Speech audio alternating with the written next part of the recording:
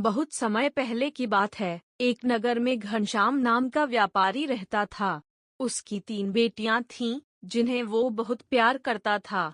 व्यापारी को अपनी सभी बेटियों की चिंता रहती थी, क्योंकि उसे व्यापार के लिए विदेश जाना पड़ता था।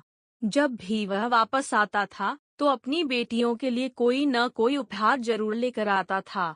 तीनों में से सबसे छोटी बेटी का नाम ब्यूटी था, जो सुंदर होने के साथ ही समझदार भी थी। उसे हर कोई पसंद करता था। एक बार घनश्याम को व्यापार के सिलसिले में समुद्र के पार जाना पड़ा। लौटते समय एक बहुत बड़े तूफान के कारण उसका सारा कमाया हुआ धन समुद्र में डूब गया। जैसे तैसे वह अपनी जान बचाकर एक टापू पर पहुंचा, जहां उसे एक बड़ा सा महल दिखा। वह महल के दरवाजे के पास पहुंचा। दरवाजा जादुई था, तो वह अपने आप खुल गया और व्यापारी महल के अंदर चला गया।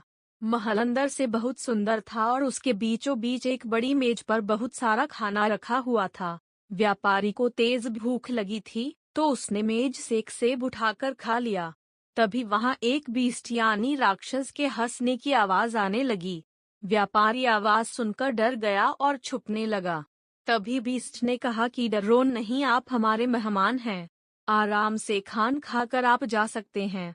बीस्ट के व्यवहार से व्यापारी बहुत खुश हुआ और उसने पेट भरकर खाना खाया और उसे धन्यवाद कहकर जाने लगा। महल से बाहर निकलते हुए व्यापारी की नजर एक गुलाब पर पड़ी। उसने गुलाब को उठाने की कोशिश की। यह देखकर बीस्ट को गुस्सा आया और वह व्यापारी पर चिल्लाने लगा। उसने कहा कि तुमने बहुत बड़ी गलती की है और इसकी सजा तुमको मिलेगी।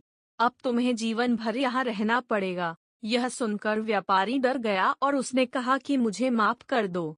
घर में 3 बेटियां मेरा इंतजार कर रही हैं। मेरे अलावा उनका कोई नहीं है। तब बीस्ट ने कहा कि यदि तुमको यहाँ नहीं रहना है, तो तुम्हारी जगह किसी और को यहाँ रहने के लिए भेज दो। व्यापारी दुखी होकर अपने घर चला गया और उदास रहने लगा। उसकी उदासी देखकर तीनों बेटियों ने कारण पूछा। तब घनश्याम ने राक्षस के महल की पूरी बात बता दी। पिता की बात सुनकर ब्यूटी कहती है कि वो महल जाने के लिए तैयार है। घनश्याम ने उसे समझाना चाहा कि ऐसे ही किसी महल में जाकर रहना अच्छा नहीं होगा। उसका पूरा जीवन बर्बाद हो जाएगा। ब्यूटी ने पिता की बात बिल्कुल नहीं सुनी। मजबूर होकर घनश्याम ने बीस्ट के महल में अपनी सबसे छोटी बेटी को भेज दिया। महल जाकर ब्यूटी ने सभी को अपने स्वभाव से दोस्त बना लिया। बीस्ट भी उससे खुश था। थोड़े समय बाद बीस्ट को ब्यूटी पसंद आने लगी थी और वो उससे शादी करने के सपने देखने लगा। यह सपना देखते ही वो हर बार यह सोचकर डर जाता था कि वह एक राक्षस है। उससे इतनी अच्छी लड़की कैसे प्यार कर सकती है। एक दिन उस राक्षस ने ब्यूटी से पूछा कि क्या वो उससे शादी करेगी। ब्यूटी ने बिना डरे राक्षस को मना कर दिया। ब्यूटी के मुंह से ना सुनने के बाद बीस्ट दुखी होकर चला गया। राक्षस रोज ब्यूटी से शादी की बात करता और वह रोज मना कर देती। देखते ही देखते बीस्ट ने उसे अपने घर वापस जाने की इजाजत दे दी। ब्यूटी बहुत खुश हुई।